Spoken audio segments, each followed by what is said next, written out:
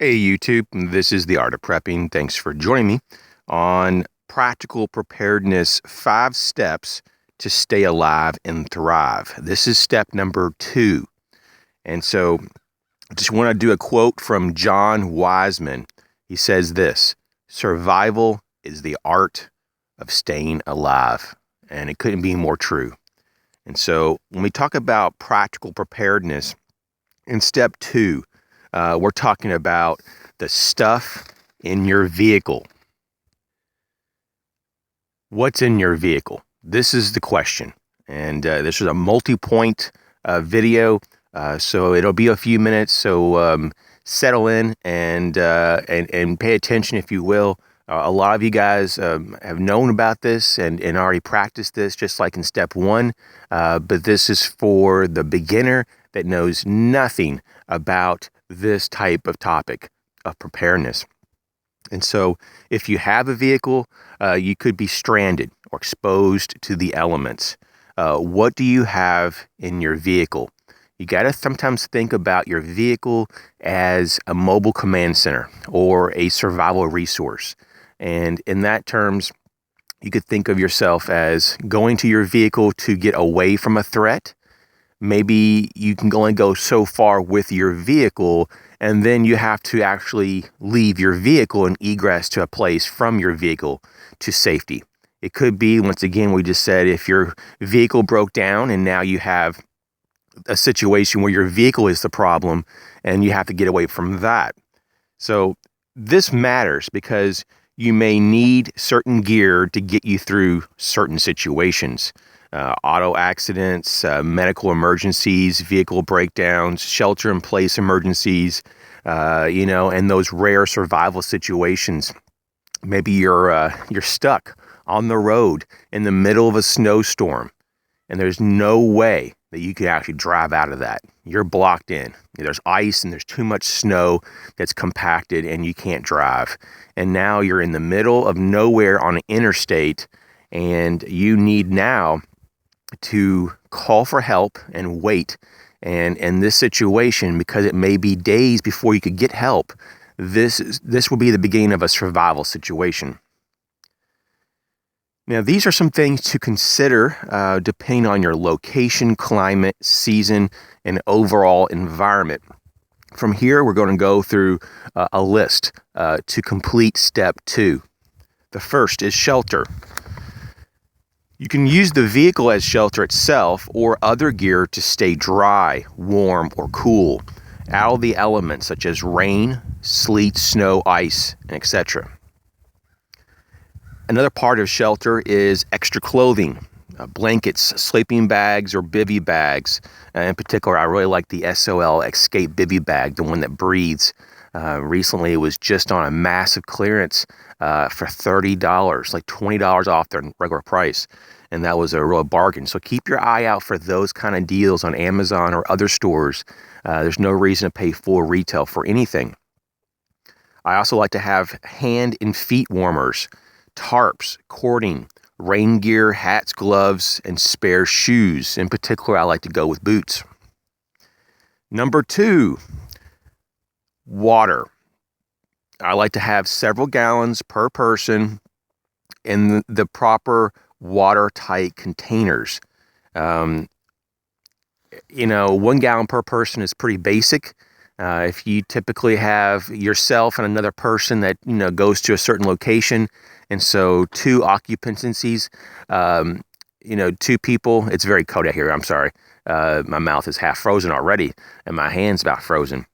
But if you have 2 occupants in your vehicle, then you may want to say, okay, I go so many miles from the home. It may take me 2 days to walk home, and best case scenario. So I need to have 2 to 3 gallons per person. So that would be like around 4 to 6 gallons for 2 people. So you have to just do that figuring.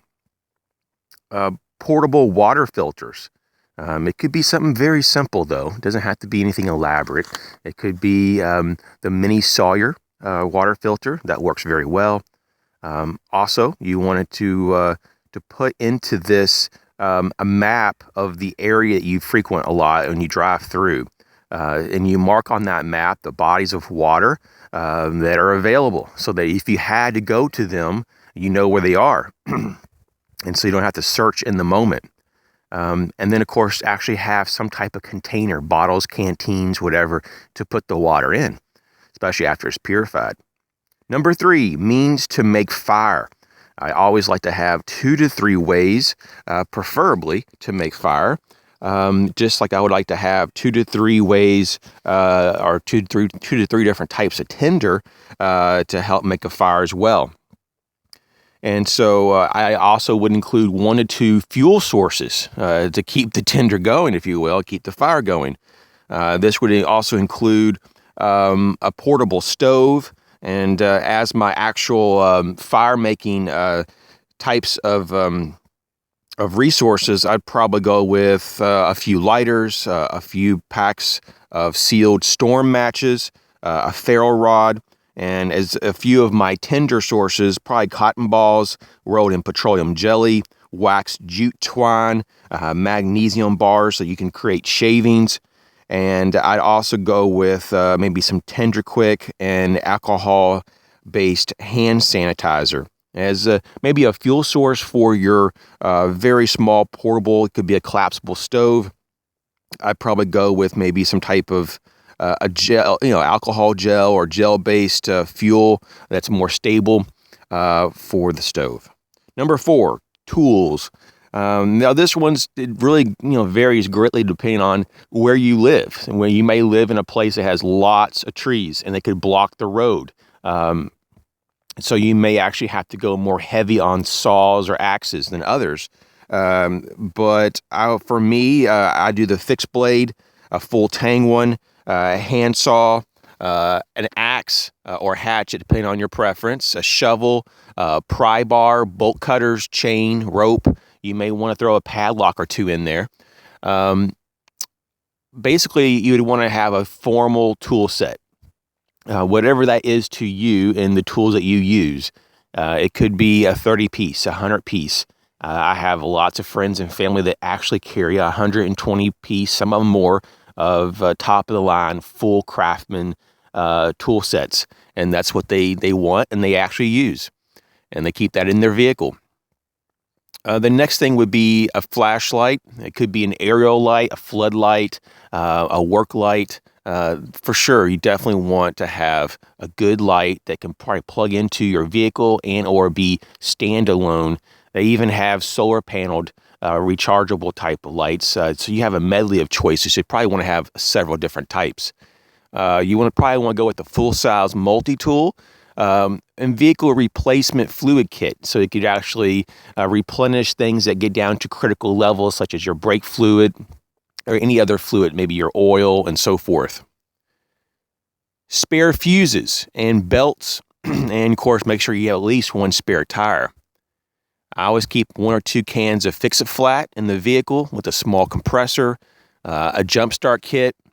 It could just be just the actual cables. I go 1 step further and actually have a jump start kit so I can jump myself instead of having to be dependent on others. So I try to top that off about every 3 to 4 weeks. I top off my jump start kit. And then that's pretty much it. Besides, maybe you would want to have flares. They have different types of flares that are like LED flares now instead of the actual chemical flares. That's up to you. And then, a basic repair kit as well of duct tape, maybe various types of super glue and bungee cords. And that's just kind of an example of your tools. Number 5, communications, having a backup cell phone. They don't cost much at all. $15 to $20 everywhere. At dollar stores, online at Amazon, and you can just top it off, Every time you get out of the car, bring it with you, or a lot of these, if you keep them off, they can last maybe a good week. So maybe once a week, you just go to your vehicle, pull out the old cell phone, the backup cell phone, just top it off. And if you can buy a spare battery for them, it's not that hard to find them on Amazon or other different phone companies. You just have that topped off as well. And so having a spare battery, a spare phone charger, And then maybe going one step further, like a two-way radio, an FRS, GMRS, a CB. If you're into amateur radio or ham radio and you have a license for that, you may want to have that, like a 2-meter or 440 band radio, or maybe you go into a lower frequency, depending on your preference. And maybe just having a means to receive information, especially if your car battery is dead. An AM, FM, NOAA weather radio, maybe even with shortwave capabilities, a hand crank version would go a long way, and that is highly recommended, especially if you're stuck in a bad storm. You'd want to know what is going on. So let's go ahead and move now to number 6. And this is safety and security. And this starts out with safety being with first aid and having a trauma kit and a first aid kit. And I'm talking about a nice, decent, full-fledged one with not just bandages, but pain medicines, but tourniquets, trauma compression bandages, EMT shears. You want some code packs and little things like tweezers and, bandage wraps.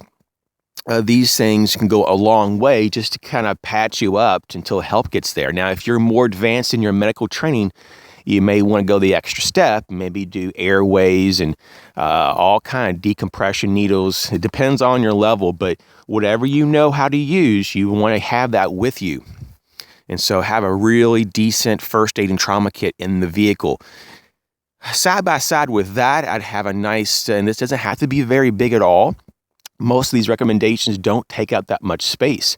You can easily fit all of this in a passenger vehicle trunk, maybe in the back seat, or if you're in a truck with a super cab, or even just a simple extended cab, this could all fit in there with no problem.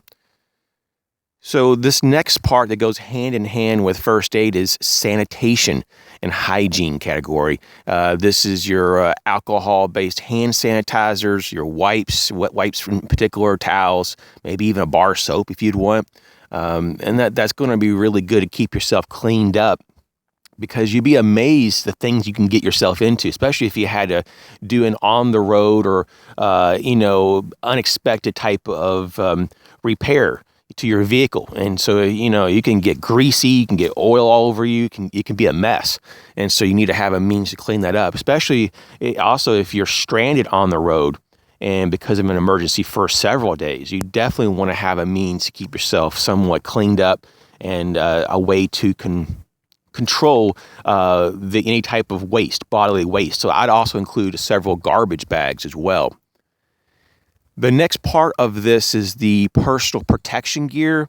This varies depending on where you live. Obviously, here in America, where I live in particular, you may want to go as far as having a plate carrier just to hold this gear, maybe a chest rig if you want to minimize it. Maybe not at all. Maybe just having a belt system with a holster or other gear on a belt that you can just grab and put on is better. Whatever works for you. For me, though, I do prefer a long gun in the car. Like, could be a rifle or a shotgun. Maybe you would want to go with a pistol instead, and have these in a case that's preferably lockable and securable to the vehicle, so people can't just break in your vehicle and just yank it right out, make it difficult to get out. And so this is kind of what is considered in the larger field, obviously, as a loadout bag or a protection system.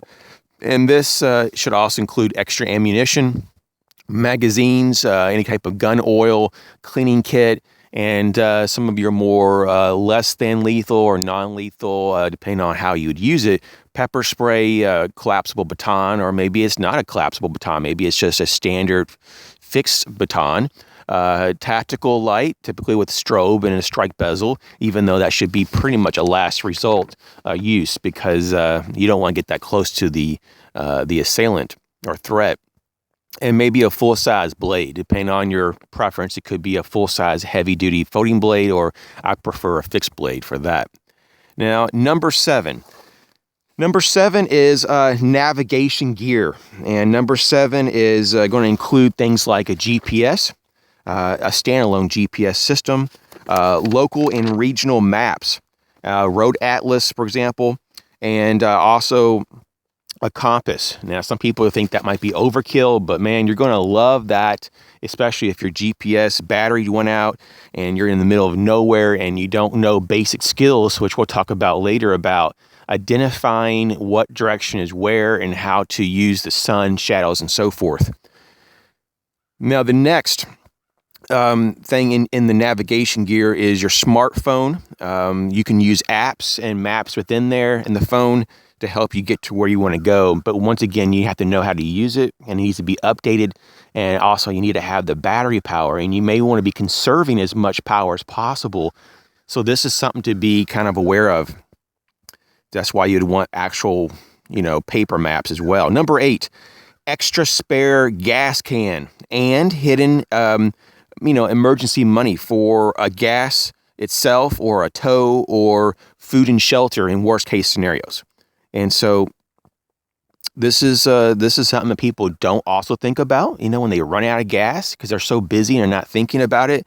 Having that spare gas can and spare emergency cash in the vehicle is really a big problem for people who don't have it, because if you break down and someone says, hey, can I help you? And you're like, yeah, I need some gas, and they don't have a spare can and you don't have one, or if you're within walking distance to a gas station and you don't have a gas can, then you're going to have to try to find one or buy a gas can. And maybe if you don't have any money, that's another problem. So just have that. Have at least a spare gas can, and maybe next to it or attached to it is some emergency cash. Maybe it's like a $20 bill or something just to get you through this. Number 9, food. We don't talk about that much, and this is not super critical for just a few days of a crisis or something that could go on when you're in a vehicle. But if you're egressing from a vehicle and this could be a lot more intense situation, you may, after a couple of days, really need to get some food in you. Blood sugar drops pretty fast. Typically after 12 to 18 hours, you really start feeling it. So you want shelf-stable and temperature-stable types of options. For me, it could be dried fruits and vegetables. Maybe it's nuts, or if you have the cash and the understanding of where to get these in a good place, it has good quality freeze-dried foods. You can sometimes find freeze-dried formats that you can actually eat right then and there that require no prep. A lot of them require, rehydration and everything if you wanted to have it in its fullness. But there's different types, especially of foods like, fruits and vegetables that actually require, no prep time. Some of them do. So just kind of check that out. Number 10, vehicle mobile kit. And this is what we were talking about earlier. If you had to actually egress from the vehicle itself, then you'd want to have a vehicle mobile kit or bag. This is what I call an egress bag. It's formerly known as a get home bag, GHB, but we're not talking about all those semantics and abbreviations in this series. So this is going to have all the essentials we talked about for 1 to 3 days typically to stay alive and thrive, so we can have some moderate, at least some moderate level of comfort. This also includes an alternative power source. It could be a very small solar panel. So when we're mobile, we could actually keep our phones charged or any other electronics. We also may want to have some type of crank option as well for our lights. And all these elements that we talked about. It could be our water, or how we purify water, how we store water, or a little bit of food, our tools, all these categories we went over, first aid and so forth. These are all the general categories of needs. And sometimes what I've noticed is that the best way to carry all of these solutions to our needs is in a backpack, more so than a duffel bag or a sling bag. Some people, they can deal with the sling bag, but the backpack typically is the best way to distribute weight over your body in the most even fashion, and it allows you to travel the furthest without the most problems on your shoulders and of course your hips. So you can pretty much travel with more efficiency with a backpack than any other system that I'm aware of. Unless you were able to cut all this stuff down into a very minimized scout pack that could be just a waist pack or some type, then a backpack is the way to go. So stay tuned to step 3. And I want to thank you all for all the feedback from step 1 already. And thanks for joining me on this practical preparedness, 5 steps to stay alive and thrive. Once again, stay tuned to part and step 3. Thanks for watching.